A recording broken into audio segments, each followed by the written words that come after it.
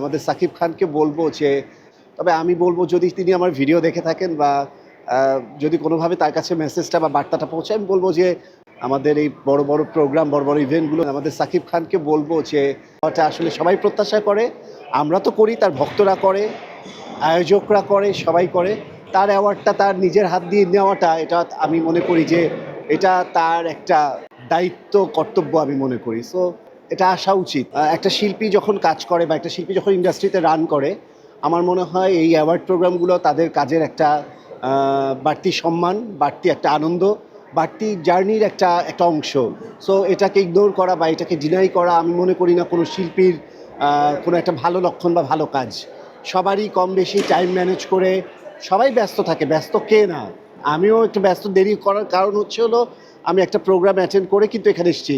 তারপর আমি এসেছি কারণ আমার কাছে প্রত্যেকটা ইনভাইটেশন, প্রত্যেকটা প্রোগ্রাম, প্রত্যেকটা অ্যারেঞ্জমেন্ট আমার কাছে অনেক মূল্যবান, মূল্য রাখে। আমি প্রত্যেকটা মানুষকে কদর করে চলি। দ্যাটস ওয়াই আমি আজকে এই জায়গাটায়। সো প্রত্যেকটা মানুষ যত ব্যস্তই থাকুক না কেন, এই প্রোগ্রামগুলোতে যদি আসে, তাতে করে এটা নিজের জন্যই ভালো হয়। কারণ কমিউনিকেশন স্কিল ছাড়া, উইদাউট কমিউনিকেশন স্কিল, উইদাউট কী বলে প্রপার ডেলিভারি, যেটা বলে স্ক্রিন বা স্টেজ ডেলিভারি বা অডিয়েন্সের সাথে সরাসরি মানে কমিউনিকেশন বা রিয়াকশন, এটা থেকে বঞ্চিত হয় তারা। এছাড়া তো আর কিছু না আমি বলবো।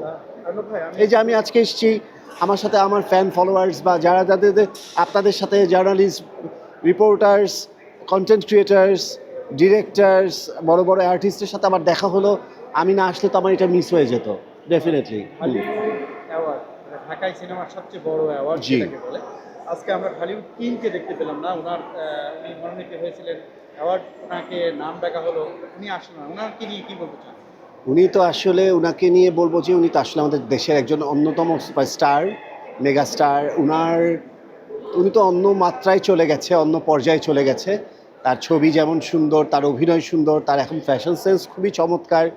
আর তার প্রত্যেকটা অ্যাক্টিভিটিসেই আমি মুগ্ধ হই, সত্যি কথা বলতে যেটা। তো উনি একটু অ্যাওয়ার্ডগুলো বা আমাদের প্রোগ্রামগুলো অ্যাভয়েড করে টেকনিক্যালি, আসতে চায় না বা আসেন না। অনেকগুলো কারণ, তার রিজন থাকতে পারে, আমি ঠিক জানি না। তবে আমি বলবো যদি তিনি আমার ভিডিও দেখে থাকেন বা যদি কোনোভাবে তার কাছে মেসেজটা বা বার্তাটা পৌঁছায়, আমি বলবো যে বড় বড় প্রোগ্রামগুলো, হ্যাঁ, আমাদের সাকিব খানকে বলবো যে আমাদের এই বড় বড় প্রোগ্রাম, বড় বড় ইভেন্টগুলোতে অবশ্যই তার হাজির হওয়াটা আসলে সবাই প্রত্যাশা করে, আমরা তো করি, তার ভক্তরা করে, আয়োজকরা করে, সবাই করে।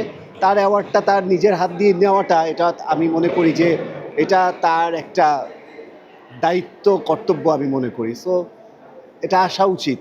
যদি দেশে থাকে, যদি ব্যাটে বলের সুযোগ সুবিধা মিলে বা সুস্থ থাকে, আমি মনে করি পরবর্তীতে এই ধরনের আয়োজন হলে তার অবশ্যই আসা উচিত।